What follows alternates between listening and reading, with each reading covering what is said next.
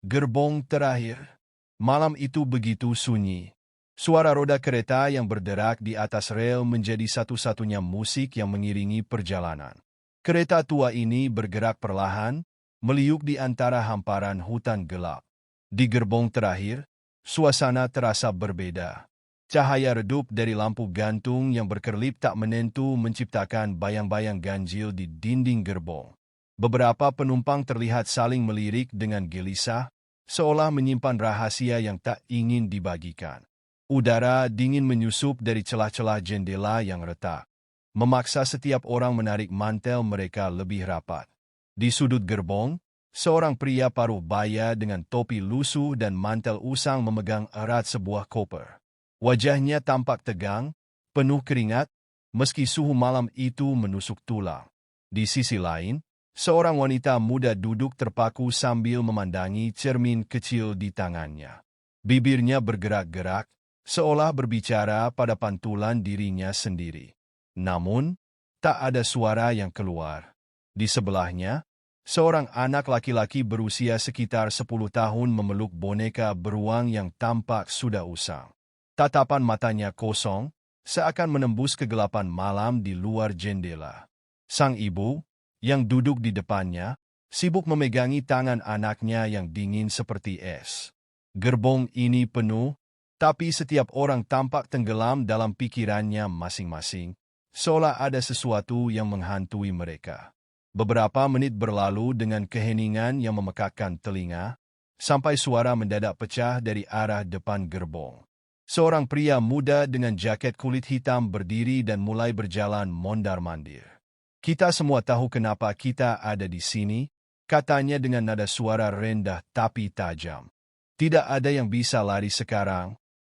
Ucapannya membuat beberapa penumpang menoleh, sementara yang lain memilih menunduk, menghindari kontak mata. Pria itu tertawa pelan, seolah menikmati ketakutan yang ia sebarkan. Namun, tatapannya terhenti pada pria tua dengan koper di sudut gerbong. "Kau duluan," katanya sambil menunjuk dengan dagunya. "Buka kopermu."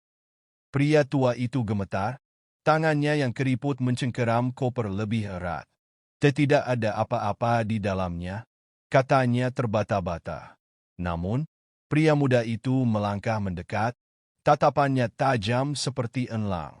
Beberapa penumpang mulai berbisik, ada yang memandang dengan cemas, sementara yang lain diam-diam menjauhkan diri dari mereka. "Kita semua punya sesuatu yang kita sembunyikan," pria muda itu melanjutkan, suaranya semakin dalam. "Dan gerbong ini adalah tempat untuk mengungkapnya." Seperti mantra yang tak terlihat, ucapannya menciptakan gelombang ketegangan yang merambat ke setiap sudut gerbong. Tangan pria tua itu akhirnya bergerak membuka kunci kopernya, sementara matanya memohon ampun kepada semua orang di sekelilingnya. "Tunggu!" seru suara perempuan dari ujung gerbong. Wanita muda dengan cermin kecil itu berdiri, wajahnya penuh amarah dan ketakutan. "Apa yang sebenarnya kau cari?" tanyanya tajam kepada pria muda. Pria itu menoleh perlahan, menyeringai. "Kebenaran," jawabnya singkat, sebelum menambahkan, "atau mungkin rahasia yang ingin kau sembunyikan." Kata-kata itu menghantam udara seperti pedang tajam. Semua mata kini tertuju pada wanita muda tersebut, sementara pria tua dengan koper tampak lega karena perhatian bergeser darinya. Wanita muda itu berdiri kaku, menatap pria muda yang kini mendekatinya. Cahaya redup dari lampu di atas membuat wajahnya terlihat lebih pucat, hampir seperti bayangan tanpa kehidupan. "Rahasia?" Wanita itu mengulang kata pria muda tersebut dengan nada sinis, meski bibirnya gemetar. "Kalau begitu, kenapa kau tidak memulainya dulu? Kau juga pasti punya sesuatu yang kau sembunyikan." Kata-katanya disambut dengan gumaman kecil dari beberapa penumpang lain, seolah keberaniannya memberi mereka secercah harapan. Pria muda itu berhenti di depannya, ekspresi wajahnya berubah serius. "Ini bukan tentang aku," katanya dingin. "Ini tentang kalian semua, tentang alasan kenapa kita ada di gerbong ini." Suasana gerbong menjadi semakin tegang. Di sudut, pria tua dengan koper mulai perlahan menutup kopernya, berharap perhatian tetap teralihkan. Sementara itu, wanita muda tersebut tetap berdiri tegak, meski tubuhnya terlihat sedikit gemetar. "Apa maksudmu?" ia bertanya. Suaranya terdengar tajam. Pria muda itu tidak segera menjawab. Sebaliknya, ia mengarahkan pandangannya ke seluruh penumpang, satu persatu, seolah mencoba membaca pikiran mereka. "Semua orang di sini dipilih," katanya akhirnya, dengan suara rendah yang menggema di seluruh gerbong. "Bukan kebetulan kalian ada di kereta ini. Gerbong ini adalah ujian, dan hanya ada satu cara keluar dari sini." Bisikan mulai terdengar di antara penumpang.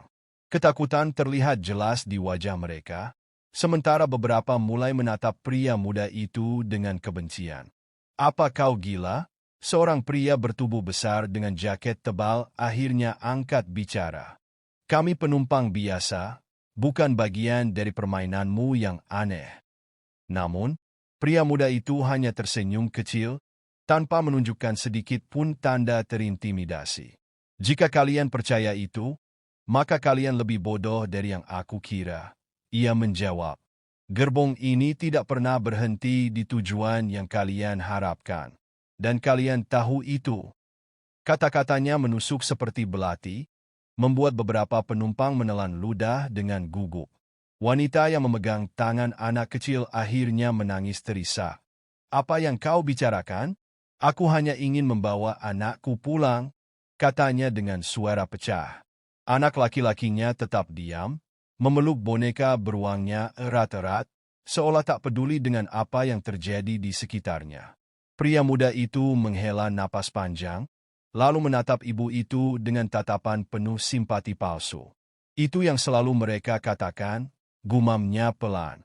"Tapi pada akhirnya, rahasia kalian akan terungkap satu persatu. Dan tidak semua orang akan keluar dari sini dengan selamat." Kata-katanya membuat wanita itu menangis semakin keras, sementara suasana gerbong semakin mencekam.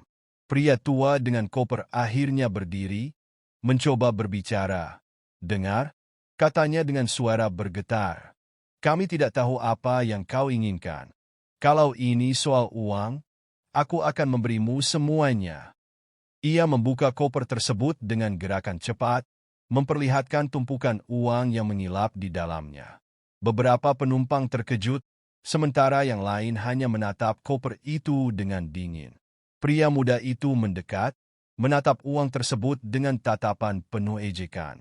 "Kau pikir ini tentang uang?" ia berkata dengan suara rendah yang hampir seperti bisikan. "Tidak, Pak Tua, ini lebih dari itu. Ini tentang siapa kau sebenarnya."